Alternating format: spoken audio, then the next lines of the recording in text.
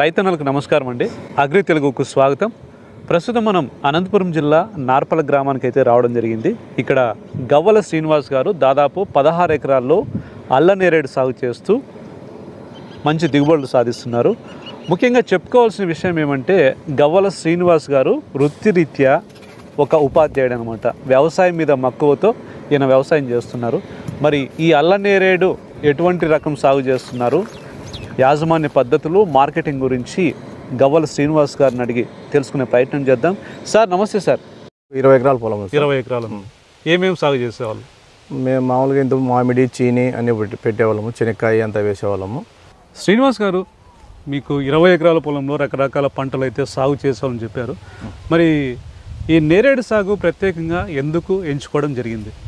ఎందుకంటే మన రాయలసీమ ప్రాంతంలో చాలా రకాల హార్టికల్చర్ క్రాప్స్ అయితే పండుతూ ఉంటాయి. ఉద్యాన పంటలు, అరటి కానీ, చీని కానీ, నిమ్మ కానీ, ఇట్లా రకరకాల పంటలు అయితే పండుతుంటాయి. మరి ప్రత్యేకంగా ఈ నేరేడుని ఎందుకు సాగు చేపట్టడం జరుగుతుంది? నేను చిన్నప్పటి నుంచి చదువుకుంటున్నప్పటి నుంచి మాది చూస్తూ పెరిగినాను. మా ఫాదర్ వాళ్ళంతా పూర్తి వ్యవసాయ కుటుంబము. మాకు దాదాపు 50 ఎకరాల వరకు భూమి ఉండేది. అన్నదమ్ములందరూ కూడా దీంట్లోనే ఉండి బాగా పంటలు పండించేవాళ్ళు.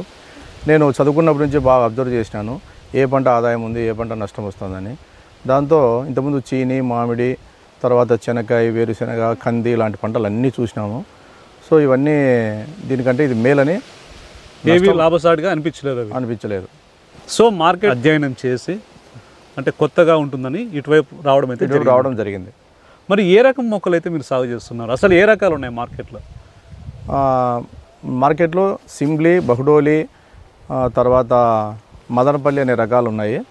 నేను బహుడోలి అనే రకాన్ని ఎంచుకున్నాను. అంటే మీకు ఎవరైనా సజెస్ట్ చేస్తారా మన ప్రాంతానికి ఇది బాగుంటుందని? ఎట్లా తెలుసుకున్నారు? మాకైతే ఏం తెలియదు. మొక్కలు తెచ్చుకోవడానికి రాజమండ్రి పోయినప్పుడు కడియంలో నర్సరీలో వాళ్ళు ఇదైతే మేలు మీకు పెట్టుకోండి అని ఇచ్చినారు. సక్సెస్ అయింది బాగా. ఎలాంటి నేలలు అయితే అనుకూలంగా ఉంటాయి? అంటే మీరు ఇప్పుడు 2-3 చోట్ల అయితే కలిపి సాగు చేస్తున్నారు. ఎలాంటి నేలలు అయితే అనుకూలంగా ఉంటాయి? అన్ని నేలల్లో పండుతున్నాయి, కానీ ఎర్ర నేలల్లో బాగున్నాయి అనిపిస్తుంది. రెడ్ సాయిల్లో బాగున్నాయి. మరి ఎకరాకు ఎన్ని మొక్కలు పడతాయి సార్? ఎకరాకు మనము 30x30 పెడితే 30x30 సైజు పెడితే 50 మొక్కలు పడతాయి. 25x25 పెడితే 75 పడతాయి. ఏ నిష్పత్తి అయితే బాగుంటుంది? 30x30 అయితే బాగుంటుంది. మరి మొక్కలు నాటే ముందు అంటే ఎటువంటి జాగ్రత్తలు తీసుకుంటారు? అంటే గుంతలు తీసి పెడతారా లేకపోతే ఎట్లా? గుంతలు తీసి పెట్టాం. ఎంత లోతులో తీస్తారు? 2 ఫీట్ లోతు తీసి బాగా నాటాం. దాంట్లో ఏమన్నా సున్నం కానీ అంటే ప్రత్యేకంగా ప్యాడరు కానీ వర్మీ కంపోస్ట్ వేసినాం. ఎప్పుడు నాటుకుంటే బాగుంటుందండి శ్రీనివాస్ గారు? మామూలుగా జూన్ నుంచి అక్టోబర్, నవంబర్ వరకు నాటుకుంటే బాగుంటుంది ఈ ఖరీఫ్లో. ఒకసారి మనం ఈ నేరేడు మొక్కలు నాటితే ఎంత లైఫ్ స్పాన్, అంటే జీవితకాలం ఎంత? వాళ్ళైతే మనకి 100 ఇయర్స్ అని చెప్పినారు. మేమైతే 40-50 ఇయర్స్ వరకు గ్యారెంటీగా ఉంటాయనుకుంటున్నాం. మరి నాటిన తర్వాత మనకు ఎంతకాలానికి ఈ దిగుబడులు అయితే ప్రారంభమవుతాయి సార్? మనకి నాటిన తర్వాత 4 ఇయర్స్కు బాగా దిగుబడి స్టార్ట్ అవుతుంది. 4 ఏళ్ళకి.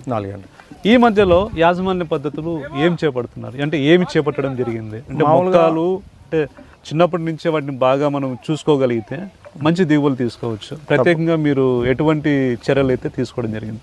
నేను సమయానికి ఇప్పుడు వర్షాకాలంలో ఎక్కువ పశువుల ఎరువు ఇవన్నీ బాగా వాడతాను. తర్వాత కటింగ్ చేసినప్పుడల్లా మనకి ఇగురులు వస్తాయి. ఆ ఇగురు వచ్చినప్పుడు ఇగురుకు ఎక్కువ దీనికి తెగులు పడుతుంది. అంటే ప్రతి సంవత్సరం కటింగ్ చేయించాలా? ఎవ్రీ ఇయర్ హెడ్ కటింగ్ చేసుకోవాలా. లేకపోతే ఎక్కువ పెరిగిపోతాయి. ఓకే. అంటే హెడ్ కటింగ్ అంటే పూర్తి హెడ్ తల మీద. మరి కటింగ్ తర్వాత ఎటువంటి యాజమాన్య పద్ధతులు? కటింగ్ తర్వాత పడిన ఆకునంతా ఫల్టర్తో నుసి చేసేసి ఎరువు వేసి నీళ్ళు ఇచ్చడమే. మరి ఎన్నో సంవత్సరం నుంచి మీరు పంటకి వెళ్ళడం జరిగింది? అదే 4th ఇయర్ నుంచి తీసుకున్నప్పుడు 6 ఇయర్స్ అయింది పంట తీసుకోబట్టి. శ్రీనివాస్ గారు, మనకి పంట రావడానికి దాదాపు 4 సంవత్సరాలు అయితే మనము వేచి ఉండాల్సిన పరిస్థితి.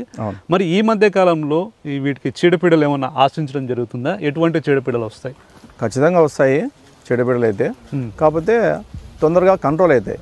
ఏం పురుగులు వస్తుంటాయి సార్? ఎటువంటివి? మామూలుగా ఆకు పురుగు ఎక్కువ వస్తుంది ఇగురులు వచ్చినప్పుడు, దాన్ని కొట్టుకోవాలి. ఇంకా పూత పిందేప్పుడు 2-3 స్ప్రేయింగ్ చేసుకుంటే చాలు. ఇప్పుడు నాటిన తర్వాత మనకి రెగ్యులర్గా పూత పిండి వస్తుంటాయి సంవత్సరం అంటే సీజన్లో? లైట్గా వస్తుంటాయి స్టార్టింగ్లో. 4వ సంవత్సరం నుంచి పూర్తి స్థాయిలో మనం తీసుకోవచ్చు. ఇప్పుడు మన 4వ సంవత్సరం నుంచి దిగుబడులు అయితే తీసుకోవడం జరుగుతుంది. ఈ దశలో పూత దశలో అయితేనేమి, పిందె దశలో అయితేనేమి, కాయ పక్వానికి వచ్చేటప్పుడు కానీ ఎటువంటి చీడపీడలు ఆశిస్తూ ఉంటాయి? మనకి మామూలుగా కాయతొలుచు పురుగు అంటే ఆ పురుగు లోపలే పుట్టి బయటికి పొడుచుకొని బయటకు వస్తుంది, అలాంటిది ఎక్కువ ఉంటుంది దీంట్లోనూ. దీనికి కానీ క్లోరోఫైర్ఫాస్, మోనోక్రోటోఫాస్ లాంటి మందులు వాడుతుంటాం. ఇంకా అంత తప్పితే ఏం రావు సార్? ఇంకేం రావు. అప్పుడప్పుడు మనకి మసి తెగులు, బంక తెగులు అనేది వస్తుంది చెట్టుకు, దాన్ని కూడా స్ప్రేయింగ్ చేసుకోవాలి. అంటే పేను బంకన అలాగే ఉంటుంది, లేకపోతే బంక తెగులు సపరేట్ వస్తుంది? నల్లగా మసి మాదిరి వస్తుంది ఆకే. దానికి ఎటువంటి మందులు అయితే మీరు? దానికి ట్రైజోఫాస్ ఇలాంటి మందులు వాడతాం. ఇక మనకి కాయలు వచ్చిన తర్వాత తెంపే విషయంలో ఎటువంటి అంటే ఎట్లా ఏ ఉపకరణాలు అయితే వాడుతున్నారు, ఎక్విప్మెంట్స్ ఏవి వాడుతున్నారు? ఎందుకంటే చాలా హైట్ ఉన్నాయి మొక్కలు, దాదాపు 15 అడుగులు ఎత్తు వరకు వెళ్ళాయి. ఎట్లా వీటిని తెంపడం జరుగుతుంది? దీనికంతా మనము పెయింట్ కొట్టే వాళ్ళు స్టూల్స్ చేయించారు, ఆ విధంగా స్టూల్స్ అని చేయించినాను. చాలా డిఫరెంట్ సైజుల్లో 2 అడుగులు, 6 అడుగులు, 8, 10 అడుగులతో చేయించినాను. కావాల్సిన సైజు వాళ్ళు వేసుకొని ప్రతి కాయను చేతితో పట్టుకొని పీకాలి. ప్రతి ఒక్క కాయ చేతితోనే పీకాల. ఎట్టి పరిస్థితుల్లో దోటి కానీ ఇలాంటివి వాడకూడదు. కింద పడిన ఏ కాయ పనికిరాదు, మార్కెట్ పనికిరాదు.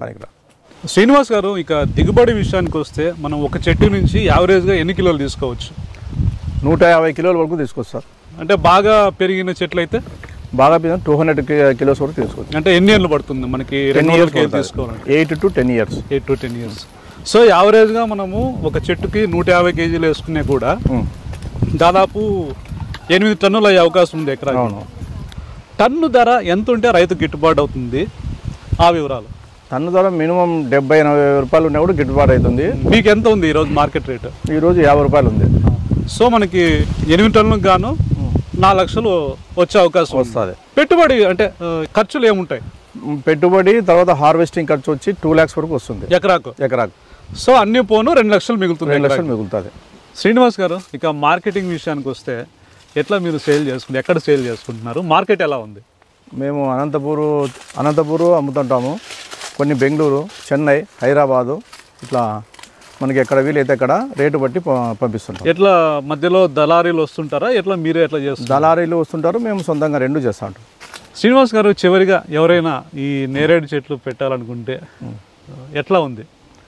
నేరేడు చెట్టు అయితే ఫస్ట్లో మేము పెట్టినప్పటికీ బాగా ఉందని అందరూ పెట్టాము, కానీ ఈ మధ్య విస్తీర్ణం పెరిగిపోవడం వల్ల రేటు బాగా తగ్గింది. చాలామంది రైతులు అయితే పెట్టిన వాళ్ళందరూ, మమ్మల్ని చూసి పెట్టిన వాళ్ళందరూ రేటు తగ్గిపోయిందని బాధపడుతున్నారు. ఎందుకంటే ఇది ఖర్చుతో కూడిండేది. చాలామంది ఏమనుకుంటారంటే దీనికి నీళ్లు తక్కువైనా పర్వాలేదు అనుకుంటున్నారు, కానీ నీళ్ళు అయితే బాగా ఎక్కువ ఉండాలి. మొక్క దాన్ని పెంచడానికి నీళ్లు పెద్దగా అవసరం లేదు, కానీ హార్వెస్టింగ్ టైంలో ఎక్కువ వాటర్ ఉంటేనే మనకి కాయ మంచి నాణ్యత ఉంటుంది. సార్, రైతులకు ఎవరికైనా సందేహాలు ఉంటే మీ నంబర్ ఏదన్నా ఇస్తారా? 8919222202. శ్రీనివాస్ గారు, నేరేడు సాగు గురించి, యాజమాన్య పద్ధతులు, మార్కెటింగ్ గురించి చాలా మంచి విషయాలు తెలియజేశారు సార్. నమస్తే సార్. నమస్తే.